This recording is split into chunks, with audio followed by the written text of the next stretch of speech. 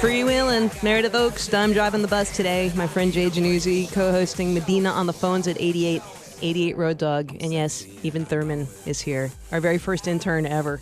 And we're welcoming the unit, Johnny Manfrey, who is a star of the show Jersey Shore, which we're kind of obsessed with, as are many folks. Welcome. Hey, what's happening, guys? Right off the bat, I have to ask you, did it happen or not? Did Mike and Snooki hook up or not? You're gonna ask that right off the bat. I have to. All right. Well, here's the deal. It's a movie. You know, we're watching a movie here, and I can't do it. I cannot let the secret out. I will not ruin it for everybody. I'm not that guy who's going to ruin the movie before it happens. I'm not going to tell you like in the Sixth Sense that he was seeing dead people. I'm just not going to do it for you. So we're going to have to wait, and you'll see it unfold in front of you like an envelope. You know what I mean? It keeps going on and on. It's like there's always, they say there's three versions of the truth: his story, her story, and the truth. Right? Mm-hmm. So I mean, who knows? She's saying no, he's saying yes, and this drama has been unfolding. It's going to come out. It will come out, and if it doesn't come out, I'll paint a picture for everybody at the end of the day. But I think there's enough on the table. You know, there's enough on the table where everybody has their own opinion, and I mean, who do you believe at this point? I don't know. You don't know? I've been watching the show since the beginning, and I just don't. I think really? I don't know. Snooki has hypnosis powers over everybody. She does. If you know what, she has a very, very strong fan base, and they believe her. I have to tell you, she was here, and her dad was a truck driver, and I met the dad. I like the dad. Nice guy. And so she loves drivers, so she came in. We thought that was very cool because and it's very cool that you're here because not everybody wants to come and talk to drivers, and the backbone of America, you know. And so Snooki was here. So yes, she is quite hypnotic actually, and I'm not sure what it's about. Maybe it's the bling. I don't know. You know, I got a lot of respect for everybody. Everybody's got to make a living. Everybody's got to not only make a living, but do what is right for them. And you know, I got a lot of respect for everybody. You know what I'm saying? So I'm certainly happy to talk to any good human being.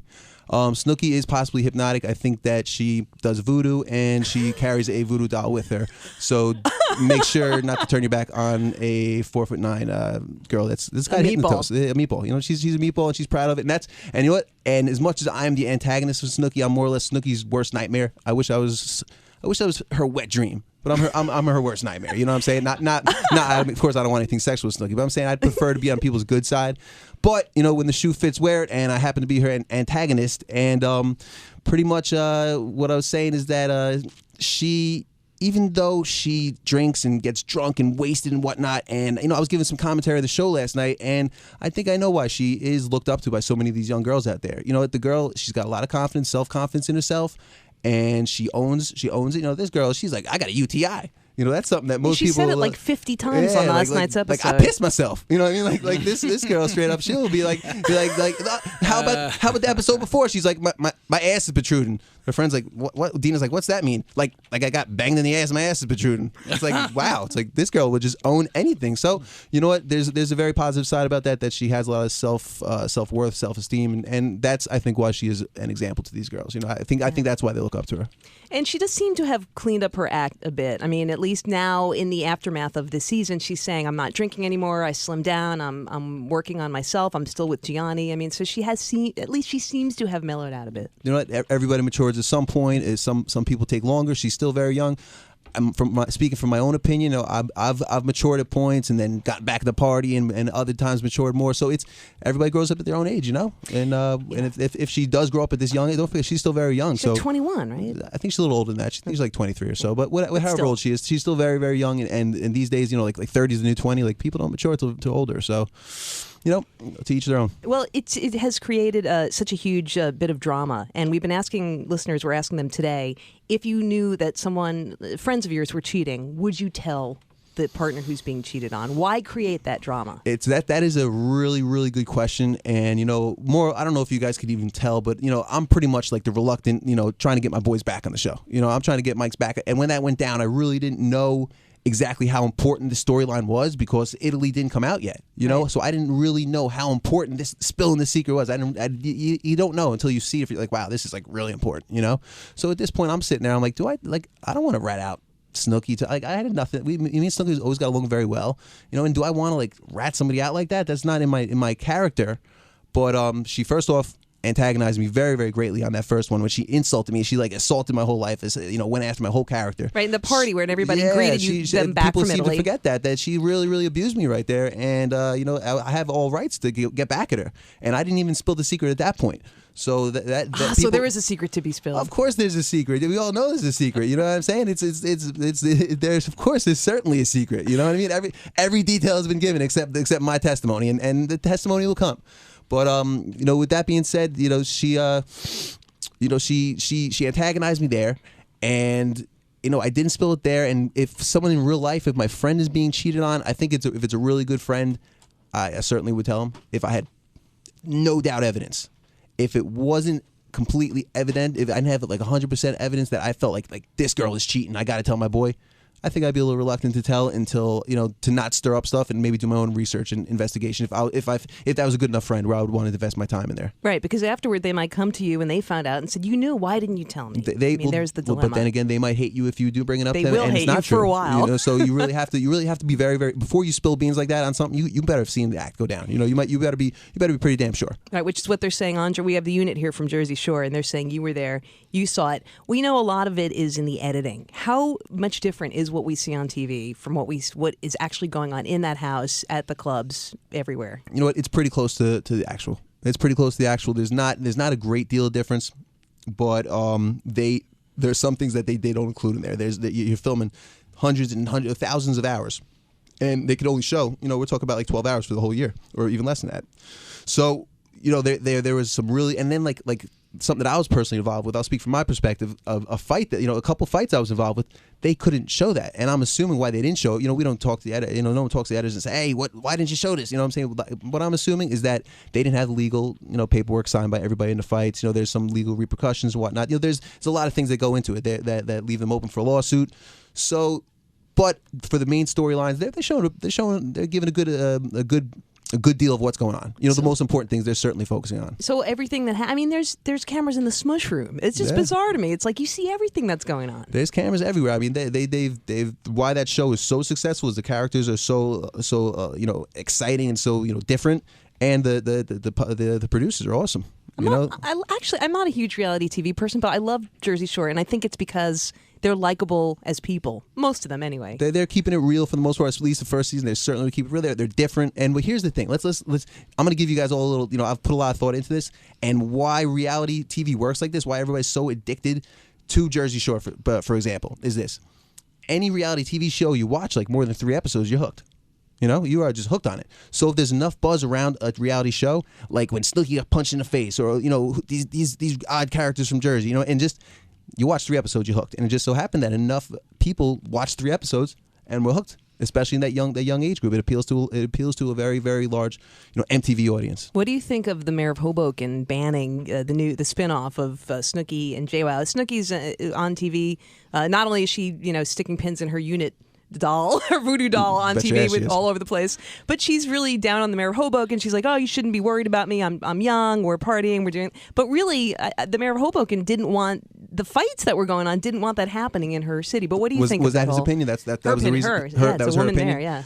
You know what? If that's her opinion, she's running the town. Hoboken's really on the up and up, and they have a certain element that's not into fighting like that, like the Jersey Shore. You go to the Jersey Shore, there's like a 50-50 chance you're getting in a fight. Hoboken, Hoboken, it's maybe 3-1. Yeah, I mean Hoboken, you're still. The thing is, like, I've partied all around the country and around the world, and Jersey's home of the douchebag. I would say between Jersey and Staten Island, there's a certain breed of douchebag that was generated at some point that is just like the mother douchebag. At one point, like a hybrid of like one. Like, do you guys see Underworld where like the Viking and that happened? Like there's just both sides of like the douche world came together and they had a baby, and this golden child, this douche golden child became just like, and it just spread. I don't know if it's an infection or if it's just through breeding and natural selection, but the douche is so strong around here, it's ridiculous.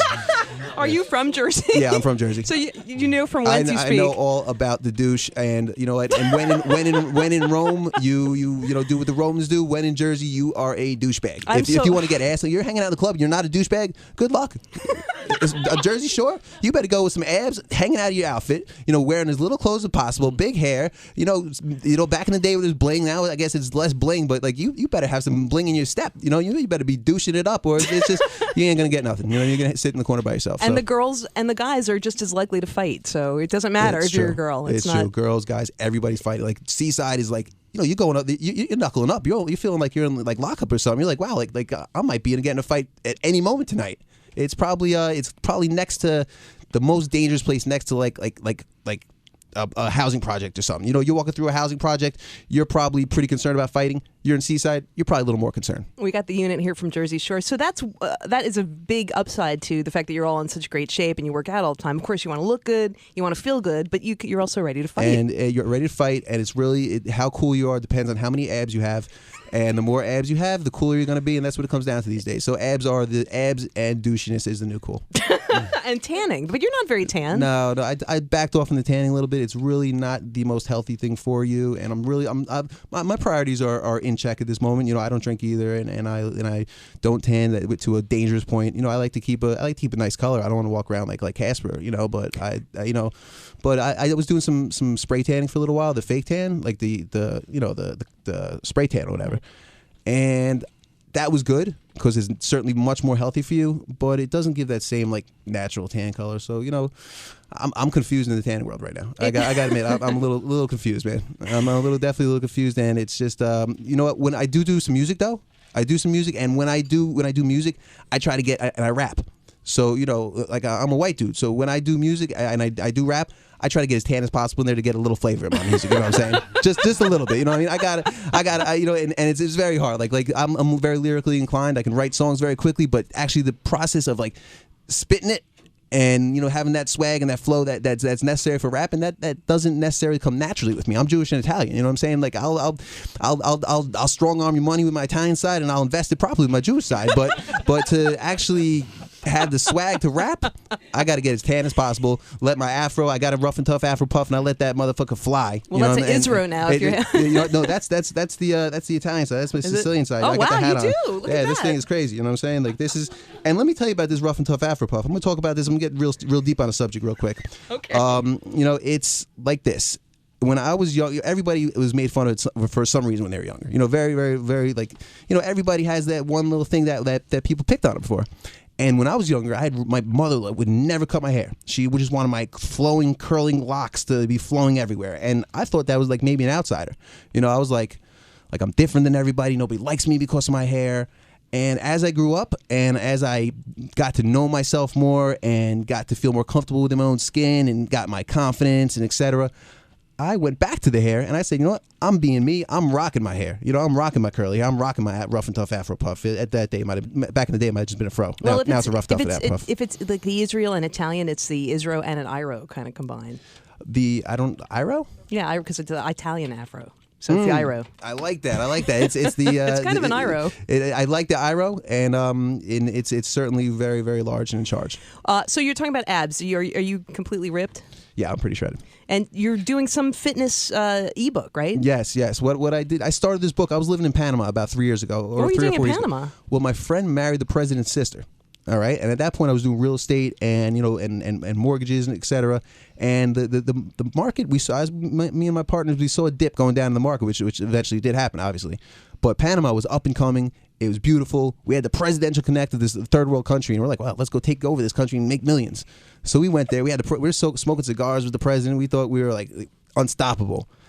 We were very stoppable. As it turns out, you go into a third world country, you are a target for, you know, they're gonna, if they take $5, $10, $20, $100, $10,000 at a time, they're gonna take you for all your money. Unless if you go to another country, you really have to survey the land for about a year before you do anything. Right, you're probably not the first white guy who went down there with that idea. No, they are smart as hell. They're crafty as hell, and they know business down there. So we lost a lot of money, and then while I was down there, I was like, I got to figure out another way to make money other than these big investments because I'm losing my shirt. And you know, I was always doing fitness. I used to sell gym memberships and was very, very good at that. If you're gonna lose your shirt, you better be ripped. Exactly. If you're losing your shirt, you better have 8 to 10 abs. So how many? What's the count on the unit? I think we're only about 8 right now. We're only about 8 right now. But I think by next week, only 8. Yeah, by next week, I have a very, very cool photo shoot coming up. A cover of a online magazine, and we're doing a really, really cool, sexy shoot. So I'm going to be in my best shape for that. And your ebook will tell people how to get those abs. So the ebook was written down there for the first part. You know, I started down there to join with my personal training down there. And when I came back and went on tour with Mike and started touring the country with him and saw all these fans and everything, I said, you know, it was always a goal of mine to put it on the internet anyway, to have like clients around the world. But I saw this as a chance to like really, really spread my knowledge and everything to these kids, because the kids is what it really were looking up to Mike. And that's one of the things that really turned me on to this business, the way that they would respond to Mike on the Facebook and be like, wait, oh, I look up to you. I want my body to be like you. I want to get girls like you. You're so cool. And I thought, wow, I was like, my friend Mike is such a positive influence on these kids. I'm like, that is so awesome. So, you know, I started to try to be that positive influence for them as well. You know, and I thought it was just a very, very wholesome, good thing to do, and something that I thought was really cool. And they always ask about fitness. It always comes back to the fitness. How do you get the abs? I want the abs, and I'm here to share the abs with them. Can you give one hint on how to start getting abs? If you're completely flab, how do you start getting abs? Well, I'll give you a couple of hints. The most important thing comes from in your head. You got to have your goals set up and set, and they have to be defined, and you have to be very, very serious about them. And would you say consult with a trainer, read books? Oh, sure. You need that intelligence. You need to have the education to get the abs. You have to know small meals. Never eat more than if you eat till you're full, you're messing up. You have to eat till you're still a little bit hungry. That's really good advice. Yes, till you're still a little hungry. Very small meals. You know, obviously, then all the regular things we know, not the fried foods, not the sweets. You know, it's health, fitness is not that difficult. But really, it starts with your goals and understand that they're important goals, and that no matter what, you're going to be disciplined and determined to meet your goals. And how will folks be able to get the ebook when it comes out? It's going to be on JohnnyTheUnit.com, and Think Fitness First is the name of the ebook, and it's going to be on ThinkFitnessFirst.com as well. But JohnnyTheUnit.com, you can always go there to see my posts, my articles, my videos, all types of fun stuff on there. JohnnyTheUnit.com. Check me out on Twitter at JohnnyTheUnit.com. Now, Johnny is Jonny. No H. Drop the H. Drop the H. So you can go to those spots, and I'll direct you to the ebook, and I really think it's going to be revolutionary, mind-blowing, and very beneficial to the people who do read it. Do you want to rap a little before you go? Do you have a rap for us? You know what? I don't, but I'm releasing one of my singles, Party in My Pants, coming very soon. Party in My Pants. It is hilarious. Let me tell you, Please mention the Jersey douche in it. My boy. No, I have a douchebaggery song coming. I have a douchebaggery song coming. Gotta have the Jersey douchebag. That's a good title. The douchebaggery song is coming. Wait till you guys hear the douche. But we're gonna start with Party in My Pants. It's coming out next, and it is hilarious. Like my boy did the hook, Party in My Pants, and I heard the hook, and I'm like, dog, I need that. I jumped on it. It's the funniest thing you ever heard in your life. I can't wait to hear it. It's really funny. It's been a pleasure meeting you, Johnny, the Unit Man. Free. Good luck with everything. Thank you very much. It's been a pleasure being here. Very, very nice to meet you. Free will and ask.